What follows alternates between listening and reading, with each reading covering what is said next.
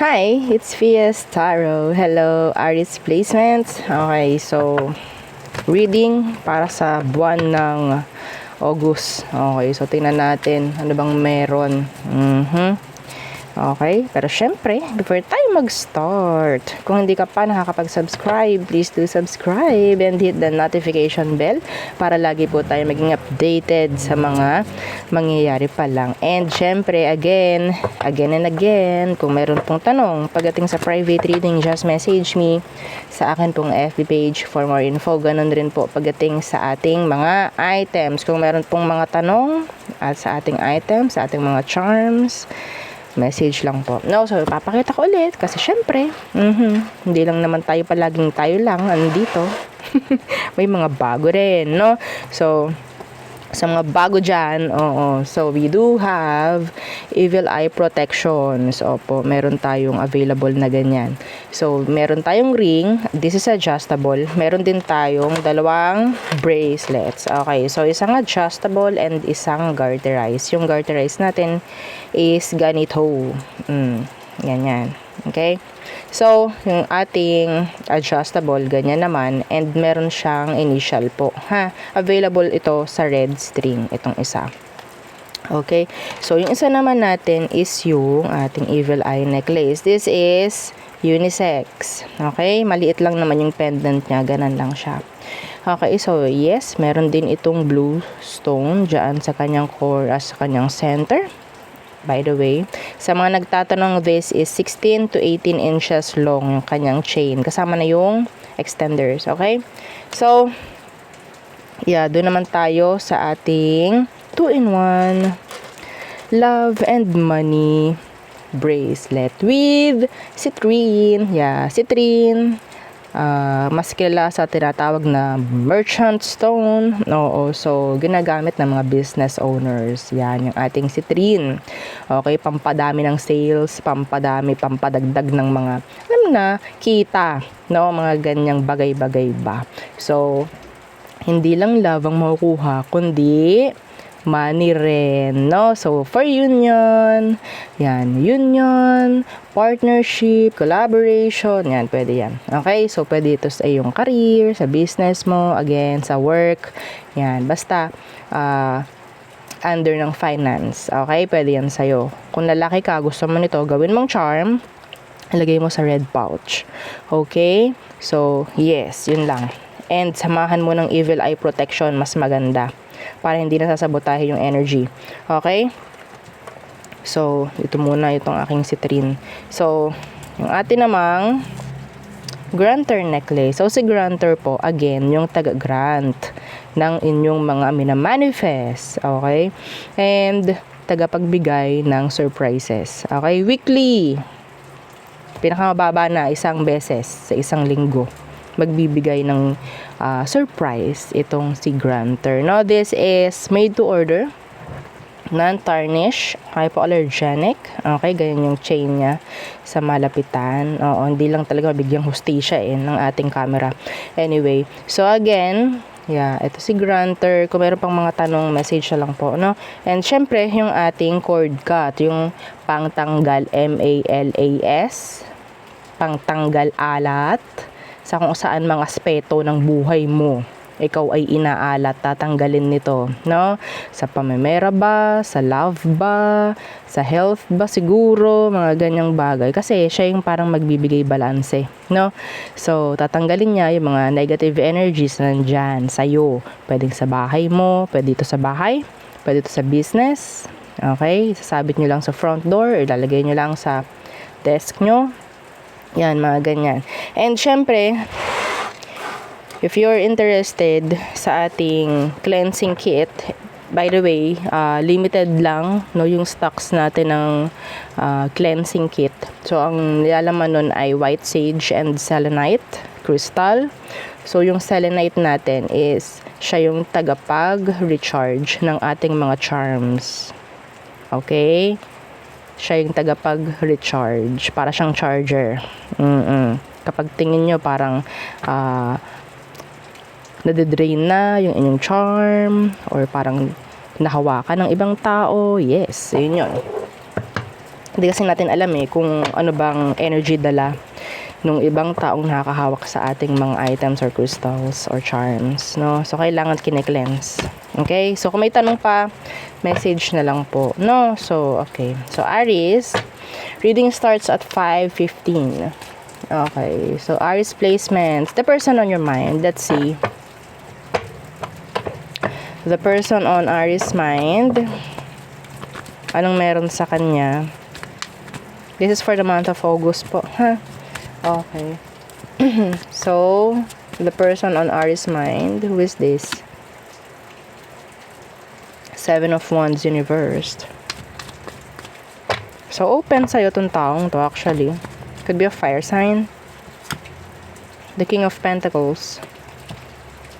They have a lot of responsibilities. Could be a Capricorn. Okay, could be a Capricorn. Matalino, guarded itong tao actually.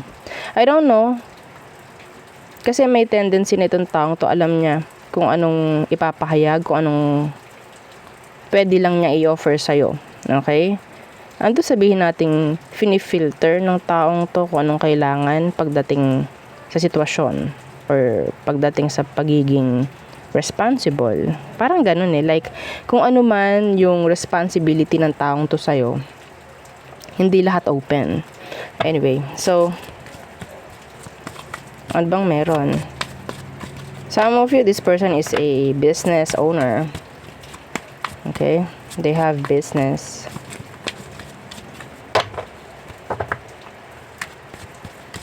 So, ano bang sitwasyon? Tingnan natin. Anong sitwasyon nyo, Aries? The moon in reversed. There's this confusion. The Tower moment. What? What is happening? Page of Cups.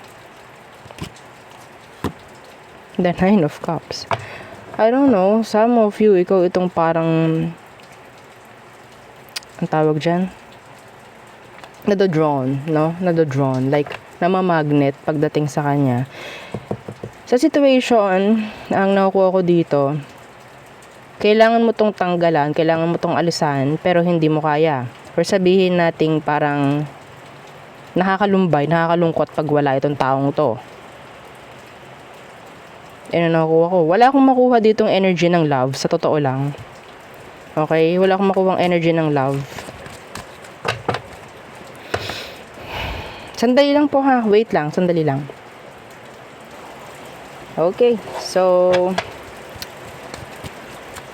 kailangan mong iwasan to, I think. Iba sa inyo, pwedeng nasa separation. The Tower is here. Tingnan natin, ano ba talaga deep down ang kanyang emotion for you. Okay, deep down, emotion ni person pagdating sa'yo. The Empress in reversed. Hindi siya available actually. Okay. Hindi available. Why? Why the Empress in reversed? The Hanged Man in reversed. Actually, itong taong to, hindi niya gusto ng connection with you. Okay? Yeah. So, I think some of you, itong taong to, friend zone ka, the Three of Cups. Kasi nga, meron ako nakukuha energy na pwedeng hindi pa kayo totally into, or sabihin nating in a relationship. No, wala pa. Pero gusto mo tong tao, Aries. Kaso nga lang, hindi siya available sa'yo. The Empress is here in reverse. Some of them, pwedeng may anak na, okay? Pwedeng may mga responsibilities na. The King of Pentacles is here. Friend to. Aries, friend zone ka niya. Ha? Friend zone ka nito. Okay, the Six of Cups in reversed. Mabait lang talaga actually yung person. Kasi open pa rin siya sa'yo eh. Pwede lang na parang naiisipan mo lang ng kung ano-ano. Okay, the Moon. Pwede nag-overthink ka lang. or napapraning ka na, napaparanoid ka na sa taong to. Okay? What is their next action towards you, Aries? Let's see. The Fool in reversed. Ay, matalino to. Matalino tong taong to, Aries. See? Justice. This is balance, actually. Kung anong kailangan niyang tawag dito, ibigay or ang tawag dito, in general, kung anong kailangan mo sa kanya, ibibigay niya.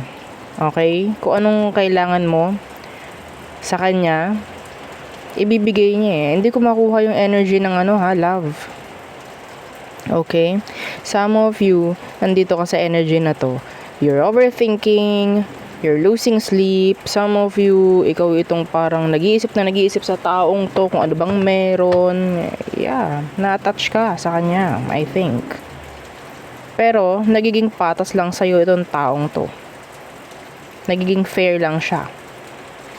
I don't know, some of you, talagang na-friendzone ka na ng taong to, sinabi niya sa'yo na hindi siya available. Kasi nandito eh. Okay, so anong outcome? Anong outcome nyo? Oops. Kunin natin to. The 5 of Cups. By the 5 of Cups. I'm hearing somebody's blaming.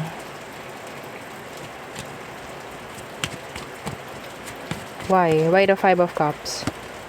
The 9 of Cups. This is expectations. A lot of expectations. Okay? Yeah, the Ace of Wands in reverse. Walang sabihin natin, walang patutunguhan kung sakali mang nag-expect ka ng relationship with this person. This is blaming. Kasi andun yung expectations mo sa situation or maybe sa tao. Okay, akala ko ganito ka, akala ko ganito, ganyan, ganyan. Pero actually, this person, naging tapat sa'yo to, naging totoo. We have here the Justice. Okay, we have here the Tower. Masyado ka lang nag-expect, Aries, sa taong to. Yeah. Hindi kita masisisi kasi pwedeng itong taong to is naging open or available. Available, but not emotionally. Not emotionally. Okay? So, sandali lang po, ha? Okay, let's see. Okay. So, I'm sorry. May friend zone or may friend zone ngayon na Aries ngayong August. Don't expect too much. Okay? Don't expect too much. Ko kasi, nag-expect ka ng matindihan eh. Okay? So, medyo hindi okay na mag-expect talaga and then i-blame mo. Okay? Hindi tama, actually. Hindi tama na mag-expect ka ng something doon sa tao tapos kapag hindi mo nakuha yung ina-expect mo, magagalit ka or what. That's BS. No? Lalo na nga kung naging open naman yung person, no? Sinabi naman niya kung anong meron. Okay? So, who else? The person on your mind, Aries. Okay. Meron ka bang new love interest? Do you have new love interest? Let's see your new love interest. The 4 of Cups in reversed. The 4 of Wands in reversed. Hindi mo ito makuha. Oo, wala pang nagawa ng hakbang. The 8 of Swords. Okay, there's a lot of energy na parang silent. Ang daming kuliglig sa paligid, no? Sobrang tahimik. Okay. So, ano bang meron sa kanya? Some of them, itong taong ginugusto mo na bago. Meron itong parang relationship na hindi naging okay. Or sabihin nating nagkaroon ng missed opportunity or parang the one that got away yung energy na nakuha ko sa kanya. Yeah. Meron tong pinagdaraanan, Aries. Okay? So, anong kailangan mong malaman sa kanya pa? Ano pang kailangan mong malaman? The Two of Wands. So, there's blockage. Okay? What's with the Two of Wands?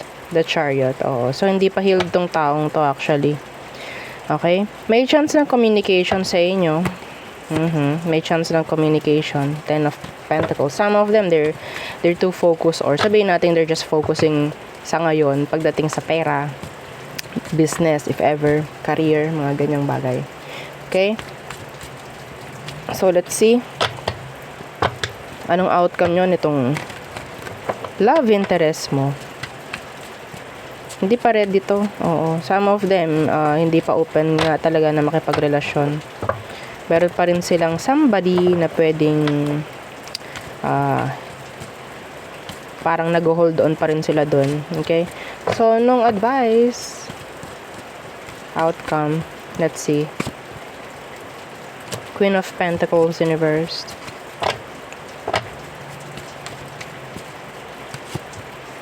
The Ace of Cups. Ay, buhay. The Ten of Swords. The Queen of Pentacles, this is, sabihin nating, saying no. May chance kasi dito na hindi mo kailangan ding ipilit or kung ano man, okay? Kung ano man ang gusto mong mangyari sa inyo ng taong to, this new person, this new love interest. Okay, yeah, this is a new love interest, the Ace of Cups. Focus muna on healing, siguro. Okay, some of you have to focus more on healing. Siya din, I guess. Yun nga lang, hindi natin kailangan gumawa ng kung ano man para mag-heal siya. It's up to them kung gusto nila mag-heal or what. Okay? So, pero open naman sila for communication. Open yung line of communication nila pagdating sa'yo, mga ganyang bagay. Pero emotionally, wag kang mag-expect pagdating sa kanya because, yeah, they're not ready. May chance of communication po, ha, dito sa new love interest. Okay? So, wag niyong aagarin kung sakali man. Okay? So, tayo tumungo na sa all signs. Aries through Pisces. Okay. Aries through Pisces for Aries placements. Okay, Aries. They're giving mixed signals. They're confused. Taurus, ego, pride. Gemini, they have this love offer with them. Okay, so Cancer, they want clarity, they want answers. What's this? Leo, ayaw nila ng drama. Virgo, they're watching you. They're interested, I guess. Virgo, I don't know why. Libra. Okay, so si Libra, they're back. He's turned. Scorpio, they're juggler. They're confusing.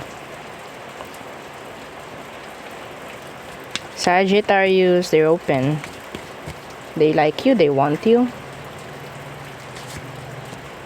Capricorn, there's this admiration with a Capricorn. Aquarius,